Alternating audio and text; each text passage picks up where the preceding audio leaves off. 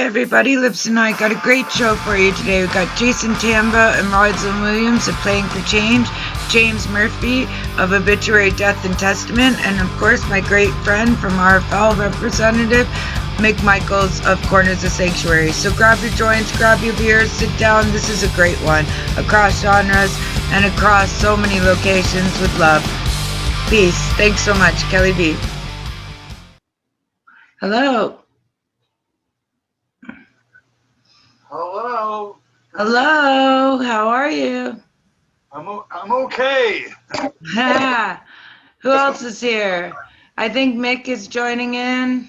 I think people will probably come in pretty slowly this time. Sorry. Where's your camera, Lips? I'm getting it. Hold on. I use it as a microphone. So right now it was set up as a microphone on a tiny little lamp. Okay, let's see. There you are.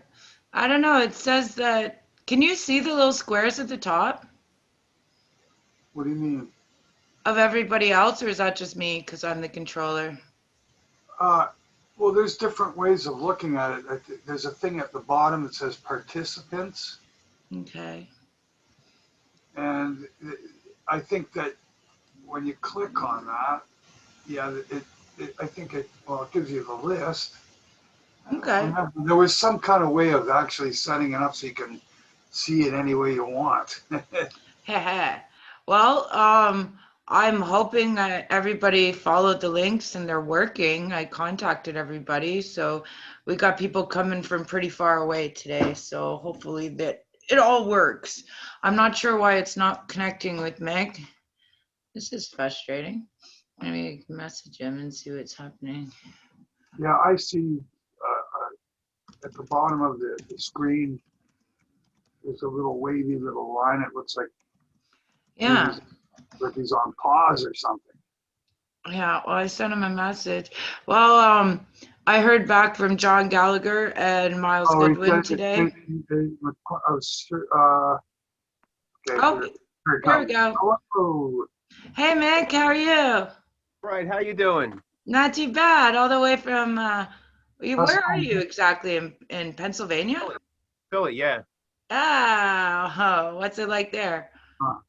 Rainy and cold. Yeah, same. Yeah. All right. Well, we're still waiting on a few other people to kick in, but we can. Doesn't matter. It doesn't matter. We can still talk. I like your ears. Your well-placed sitting position in front of your nice poster there of Anvil. Check that out. Did you see that? Yeah. Oh wow, cool. We opened for you guys back in I don't know if it was 2014 or 2015. You had played Reading, PA at the Reverb. What was the name of the club? Reverb. It was in Reading. Yeah. Wow. That's such a cool. Sometimes the name rings a bell and sometimes it doesn't. I can't picture the actual place, but I don't know. Actually, we have a actually hold on, I'll be right back. Wait a minute. That's so cool. See, Steve? I gotta think about it. We got the name. We got you guys assigned a guitar. Wow. Wow, that's fucking cool. Yeah. It was a good show, man. It was great. Aw, how long ago was that? I'm going to say it was 2014. Oh wow. Which bass player did we have? Sal. Oh yeah, we had Sal. Okay, it's BC, before Christ. Yeah. Anvil BC, right? Yeah. It's fucking hilarious. We started that a while ago, right?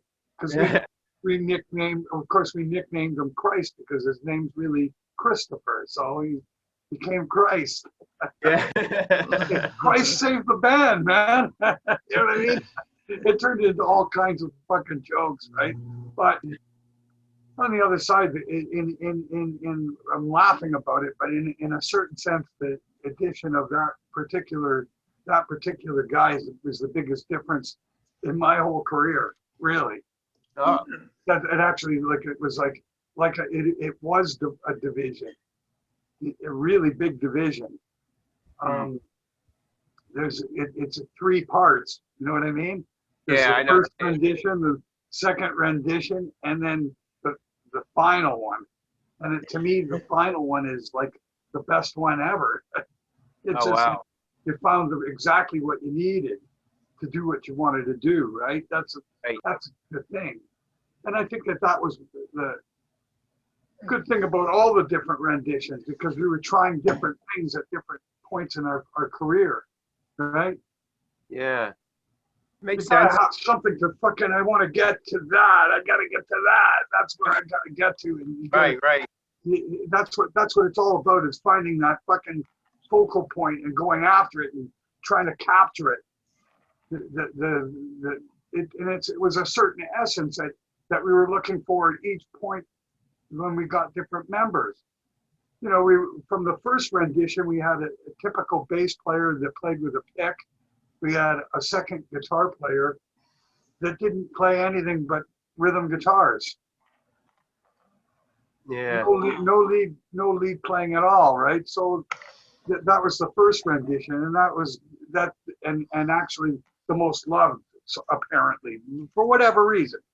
You know, I still talk to the original guitar player. In fact, I talked to him today. But I'm just saying that it's the kind of thing that it's just a portion of your existence. So once we went through the point with having a guitar player that just played rhythm and sang some songs, we went to having a second lead guitar. So then we had these lead guitar things going on in the song, and the solos were more ornate and more fucking whatever. And that's through the 90s, right? When Have either of you got? there was absolutely 0.0 that you're ever going to be fucking anything beyond a legend band that the hardcore fans buy. You're not going to be a radio band. You're not going to be anything like that. So be as heavy and as fucking sick and as insane as you want. It doesn't matter. You know?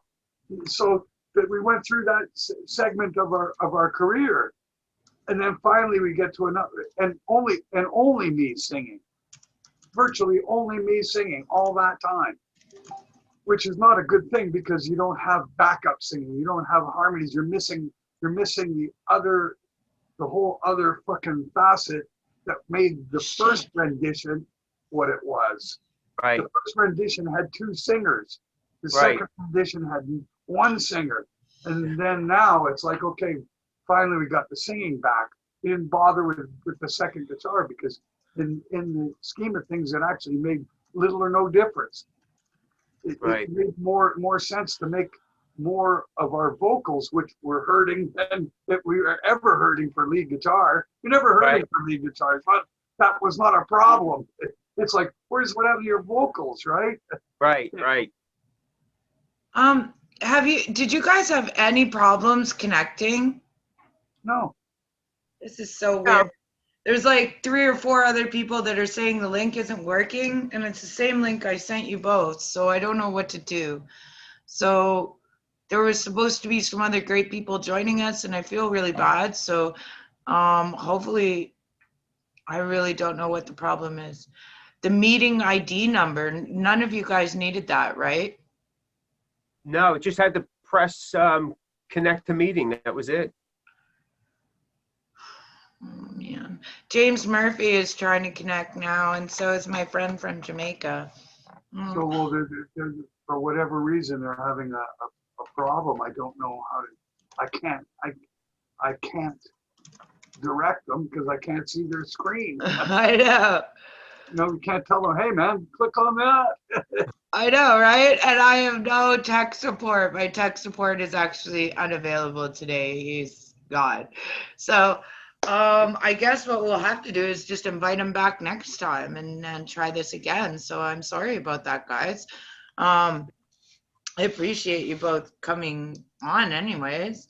So I'm sorry, where were you guys? I interrupted you. So bad. We'll just spark a joint. How's Well, that? we were getting a member history. A member Yeah, I just history. remember, and Ah. and then I'm just thinking about Philadelphia. You know, I spent about a week there. Oh About, wow. and we were supposed to play this show, and we ended up, when the band got there, they looked at the venue and they went, "No, it's some kind of little fucking a little tiny little club, man. We couldn't get our back line into the and up a fucking 35 stairs or something like that." Oh wow. So so the road crew started freaking out, and Rob looked at it. He goes, "You'll just get my drums in there. Forget it. Where you put the guitar rigs?" It's like, Who's so responsible that for got canceled. that? That's our last experience with Philly. And in the meantime, I fucking was there with my wife waiting for the band. I took a flight from, I don't know, St. Louis or something. And they drove. And I just flew across with my wife and then spent a few days extra in Philly, right? Because I wanted to see the city. Interesting. Sure. Fucking awesome, man. Yeah. A lot of history there. Yeah, it's the first real Washington. That's really the capital. That was the capital of. Yeah, originally, yep, yeah. It's one place I haven't actually been. It's kind of crappy. There's a lot of good bands, a lot of good music out there, it seems. There are good clubs and venues still, right? There's still some. I mean, everything's still relatively closed. There's not much happening in the way of bands playing. You have to go into Delaware or Maryland right now to see some live bands, but there's a lot of restrictions to it, and it's minimal crowds. I mean, like under 25. So it's really tough right now. Oh wow. Yeah, we're not. We can't go out and play. We can't even get across the border. I can. I'm kind of lucky that way. I could get across for medical reasons and back. Nobody really believes that I can until they see that I'm on the other side. They're like, "Well, holy crap, there it is." But yeah, it's really, really tough, isn't it? Oh wait. Who the heck is Jason Tamba? Yeah, okay, cool. All right. Have either of you heard of Playing for Change? The band Playing for Change? Okay. It's I'm not aware of metal. it. Yeah. Aware of it. They kind of do amazing stuff where they take oh yay, Roselyn's here too. She's also from Playing for Change. Hi Jason. Hey, Hello. Hi. Meet Lips, Steve Anvil. This is Jason Tamba. Hello. Hello. And Hello. Michaels. I think Roz will be joining us very soon. I was just explaining a bit about Playing for Change, but maybe I'll let you do that. Oh, wait. That's great. There's a lovely lady. Hi. How are you? I was just introducing everybody. So you obviously know Jason, right? Hi, Jason. Hi, Ross. Fun. Oh, you look so Nice beautiful. hearing you. And this is Mick Michaels. He's of Corners of Sanctuary out of Philadelphia. And my lovely co-host, Lips, Steve Anvil of Anvil. Hello, I'm here. Hey, everybody. Ross. I wanted to explain to them a little bit what Playing for Change is about, but I'll let one of you guys do that, whoever wants to do that. I'll let Jason do it. Go ahead, Jason. Hello, Ross. Yay. Go ahead. Wow, what a panel. What a panel. Okay, would you like me to explain? So I was struggling to get into the Zoom meeting because I was using my cell phone, and then it was not supported. The browser I was using was not supported. Then I came back to my computer. Yeah. Would you like me to explain, or Ross can explain? Yeah. Tell us about Playing for Change. Oh yeah. So Playing for Change is a movement which build the music schools, just to help the kids to go for free and study for free. So then what we do, we have three things in Playing for Change. Let me come from the beginning. We have time to come from the beginning. Playing for Change was created by our sound engineer. His name is Mark Johnson. He's he was an engineer for Paul Simon and quite a lot of artists. And then he felt like working too much in studio. He found like there are also good music on the street. Every time when he walks on the street, he sees like, those people are also good artists, but they don't have chance to go to the studio and be recorded. What if he just takes the studio to the people, to the streets, and then see how this is gonna work? And then the first song, he went to the Promenade Street because he was working around here in Los Angeles. He went to the Promenade Street in Los Angeles and recorded the first guy was called, street musician was called Roger Ridley. Ridley. And the first song was like Playing for Change. It was Stand By Me. Stand By Me, yes. Yeah. And Tears on My Pillow, I think, was one of the first ones. And I saw that video right when it came out. It was incredible. And then thought like, why not taking that song around the world? Take the song and start adding musicians around the world. And then that's how, he started adding the musician around the world, and it gave a big impact. Hello, James Murphy. Oh my gosh, another artist. Yay! Yay. Okay, continue. We'll say hello to him in a second. This is incredible.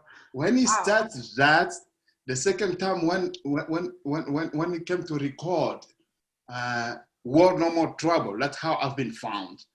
And he came with the crew in Africa. And then in his passage in Africa, we were playing in this restaurant, and they came to eat in the restaurant. They kind of like, guys, you play so well. This is our project. Can you get involved? And we got involved. We played in War No More Trouble, and then I sang in that too. And then people also liked it. From there, I got involved until today. So then we have three things in Playing for Change. We have Playing for Change has the band in which I'm involved. And then we have Songs Around the World. The band tours. And everything we make comes to the foundation to build the school music. And we have Songs Around the World. It's that recording one song and traveling with the song all over the world, adding the musicians from different culture. And then we have the foundation, which build music schools. In Lille, that's Playing for Change, if I can say. So 5% of any project I do moving forward goes to Playing for Change, and 5% to another charity. Thank you so much. Well, of course. So it's such a beautiful thing. And you guys have always been there, to donate music, to donate time, to just call me. I mean, it's an incredible thing. You guys... Roselyn, I can't thank you. She submitted probably the best piece of music I think I've ever heard in my life for our Christmas concert coming up. It was absolutely breathtaking. Oh, I can't believe you went to all that trouble. So, wow. Thank you. It was not at all. If I tell you how that came about, my friends, when you reached out to me, I was trying to figure out, how am I going to do this with COVID happening and everything. And then best friend who owns a production company, film production, he called to say if I could come on set to help him, because I do makeup and stuff on film sets. So he said if I could that day to do makeup. And I was like, I actually wanted to help me to film something like real quick. So we had no rehearsals. I just called my friends that same day. I put some clothes on and that was it. And that's how it came about. Wow. So I'm so happy it came off well. It came out amazing. One of the most beautiful things ever, honestly. And every time I've called on Playing for Change members, they've been there, whether it's just, from the hospital or whatever. And it just, mwah, mwah, mwah. Mick has done the same thing. He's donated an incredible performance as well. But I just want to say hi to James Murphy over there. How are you, brother? Hey, how's it going? Can you hear me? We can hear Can you hear me? you. Finally Great. made it. How you doing? Well, I'm doing good. It took me a while to figure it out. I'm not very super savvy on Zoom yet. No, I'm not super savvy either. I can't believe I put this all together, to be honest. And looking at this beautiful panel of people from all over the place, so many different, places and genres. I'm sure you know Steve Lips. Say hi. How's it going, man? Do you All guys right, man. know How you each doing? other? Oh, well, I'm an Anvil fan from way back. Well, who isn't, right? Has to be from way back. Well, I mean, I'm still an Anvil fan. Let's put it that way. But I remember buying my first Anvil records probably about 1983 or something, skipping high school in Frankfurt, Germany, and taking the U-Bahn down to the Hauptbahnhof or the Hauptwache, and walking around to little German record stores and finding, the early Anvil albums, Yep. I do think Playing for Change should do a metal mashup. Just 83, 84, 85. I was doing that, just some great cheesy hair metal, a great song, some cover like that. Have you ever heard of Playing for Change? I have not. You have not. They're an incredible I band. We haven't. just did a great explanation on it. If you get a chance, go back and look through. They take musicians from all around the world, mostly street musicians, and do the same song at the same time. It's one of the most beautiful things you will ever see. And they've just become great friends, great supporters, and one of my charities. So great people to know. And I hope that you guys all, stay friends, meet each other, do some great stuff, and stay in touch. But do you know Mick Michaels of Corners of Sanctuary? Did you open for them as well? On your wall there? Let's see. No, I don't think so. No? No? Are you No, sure? I'm It's quite the no, wall, so though. I'm not familiar, but I'll definitely check it out. All right. Well, now that everybody knows each other, I didn't know that Mick had opened up for Steve before, so that was kind of cool just to see that Fun. That's you always guys had fun. met.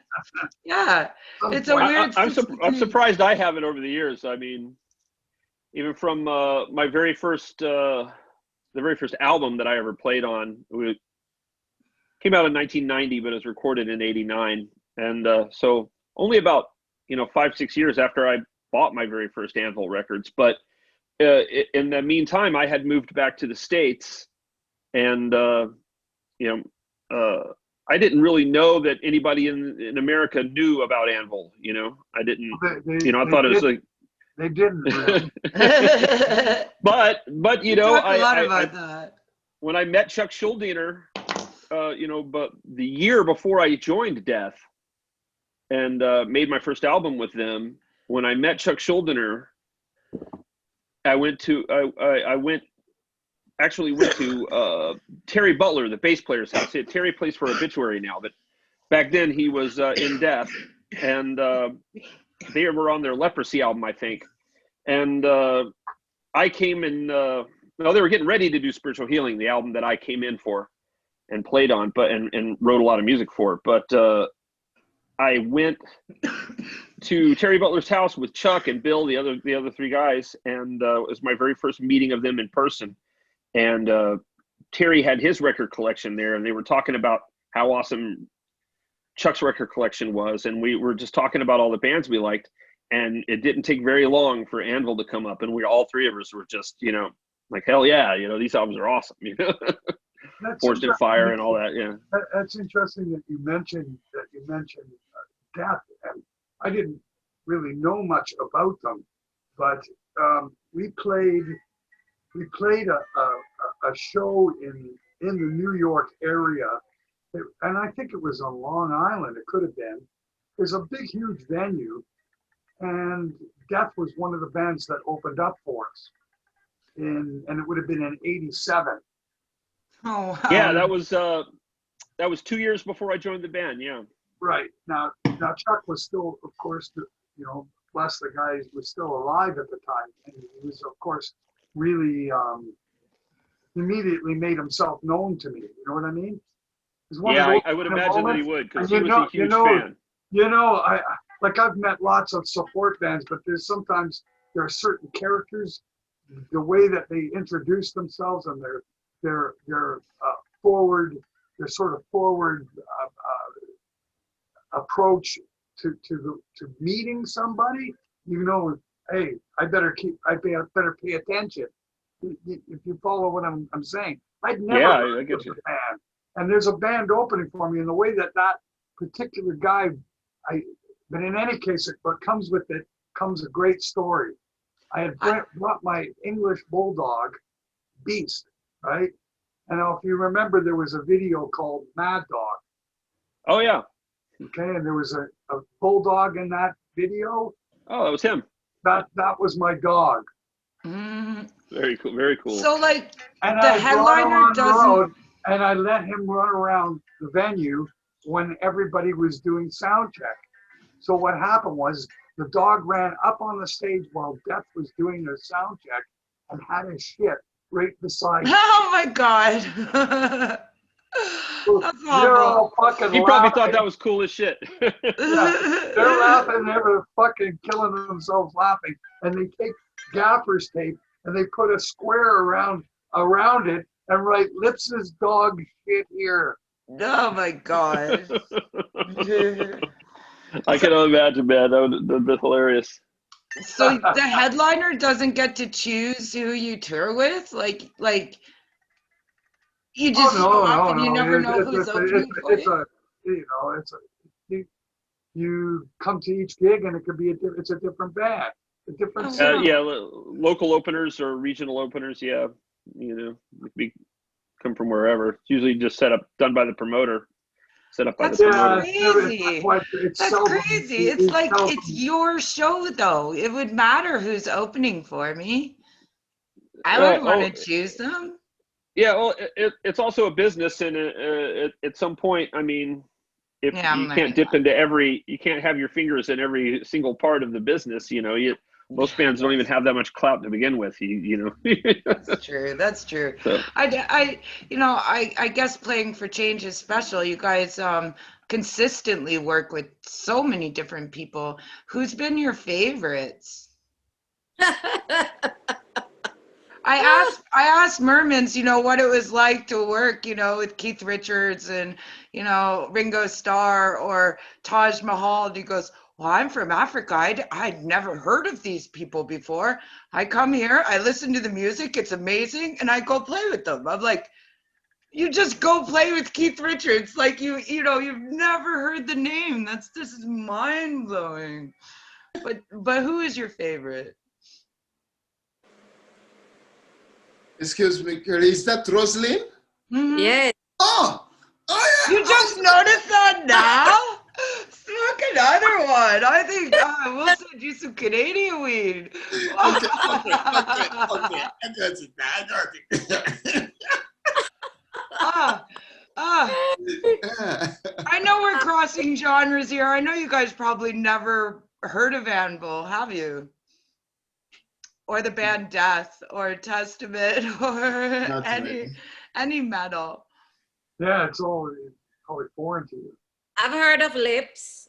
You have. How could you not, right? But unfortunately, I haven't heard of the others. Sorry.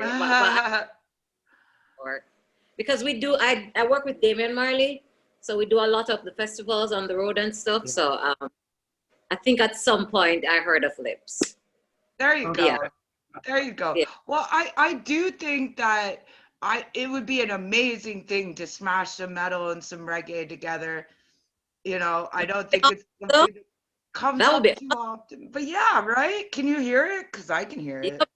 I can hear it. And for, my whole life, I've had, opera, reggae, and then metal. People are very confused by my collection. But I think they influence each other.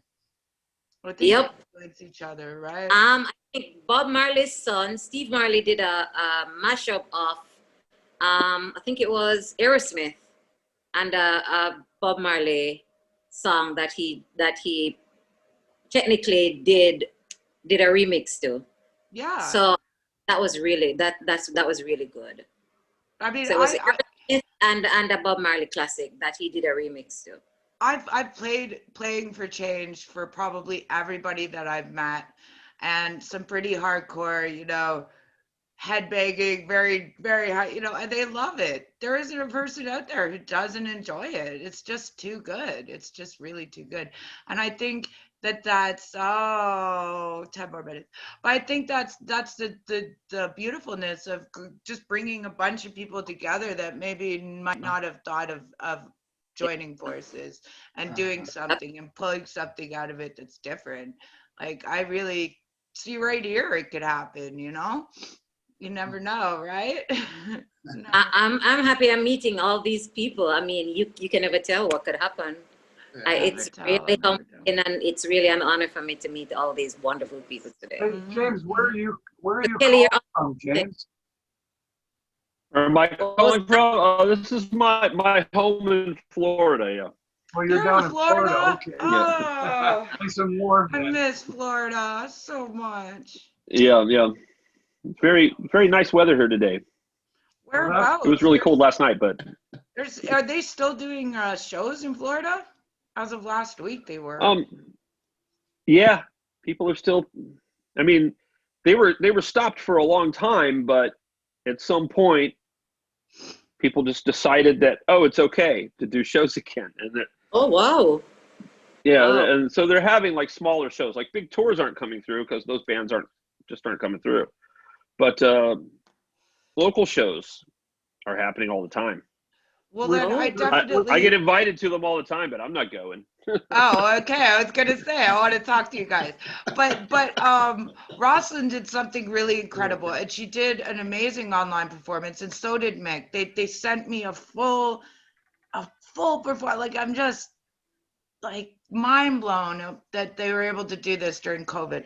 But that's not what we were expecting. We were expecting to just have, you know, like you are here, you know, sitting around just jamming or singing or doing something, which would be so cool. We're doing a Christmas concert and online. Have you ever performed online like that before? And is it something that you would do moving forward? We asked. Who's the Everybody, yeah, like, Yeah. because I don't think we're coming back to live music anytime soon. I just don't. That is so disheartening for me to hear. I don't even want to put my energy there. I don't want to say it. I've been thinking positive since March, but reality is, man. I think one of the things that COVID did was to make us more aware of the different aspects that we have to showcase what we do. I mean, for us here, because I'm in Jamaica, for us here, our numbers have started going down. I think yesterday we were at 56 new cases, and we're coming from in the hundreds. So there's still no live music here. That's still shut down. There are no clubs or anything like that happening.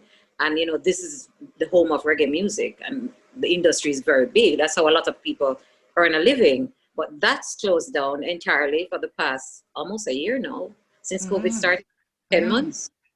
But how I got to do that was that's my bubble of people that I work with. We all have to observe protocol. Those were the only people that were in the room when I was filming that thing. That's my bubble. Those are people that I'm around every day. And even then, it's still not really safe. But unfortunately, 3 of them had already had COVID and had recovered. So, yeah. But you know, it's interesting because what I found is that when I ask a lot of people if they know anybody that had it, most people say that only somebody distant, not anybody that they actually know personally. That's usually what I find. Yeah. I've had a number of people that I know personally that have had it. And I have, she's actually used to be my aunt because it was through via marriage, but she's real close to, she's not very much older than me. Right. But she's in her 50s, and she's a nurse, a COVID nurse. So she's Oh, wow. a friend since childhood. Was kind of my aunt. Oh, great.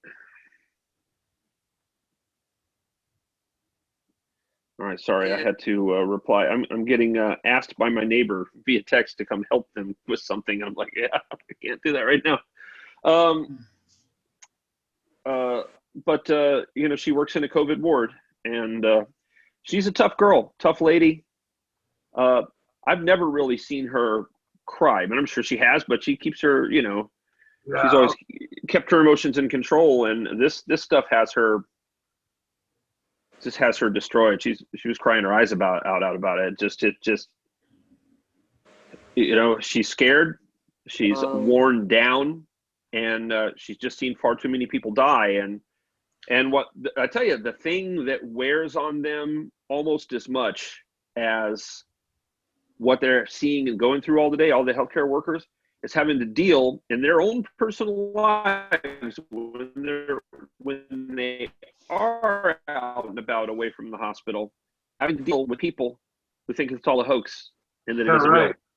And it crushes them. It just they don't even know how to handle that. They don't even know what to think about it.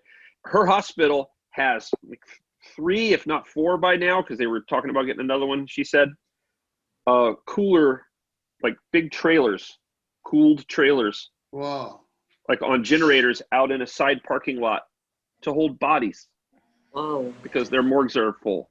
I have a friend who thinks she might have it and still doesn't even think it's a real thing.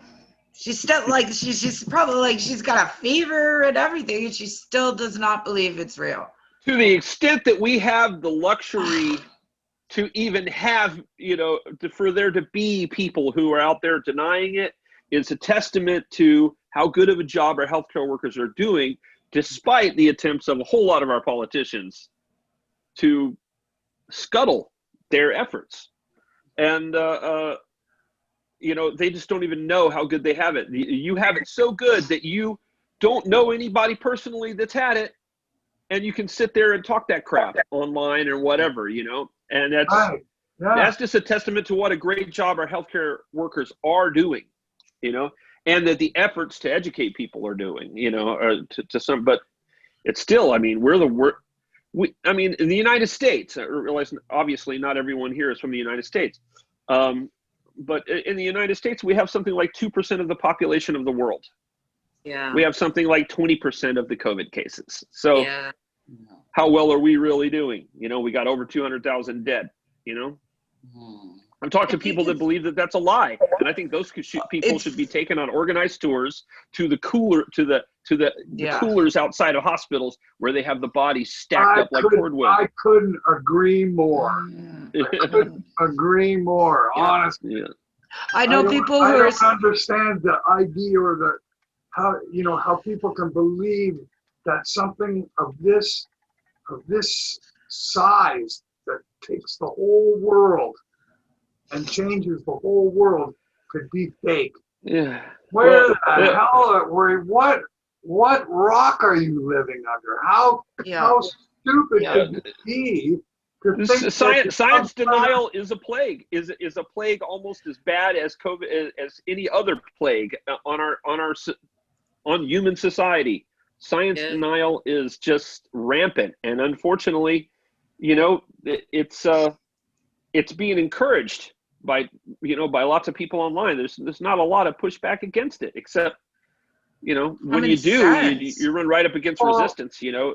Let those people drink their bleach and just fall away. We'll be less in numbers. But what about the vaccine?